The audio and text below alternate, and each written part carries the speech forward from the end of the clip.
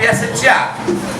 É mostrar como um professor de filosofia, como eu, de história e filosofia da educação, tenta trabalhar com os alunos numa escola pública, tá?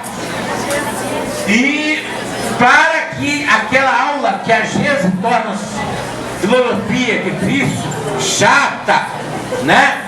Nós vamos tentar mostrar como se faz ao mesmo tempo teatro e radioteatro. Para aqueles que não sabem, o teatro, o radioteatro, era o que é hoje, vamos comparar as novelas da Globo, até a década de 60, quando a televisão não era uma coisa muito popular. Então, é tudo improvisado mesmo, a gente vai fazer passo a passo e vai tentar mostrar, vamos deixar bem claro, não tem a dinâmica normal de uma peça. A gente vai mostrar um pouquinho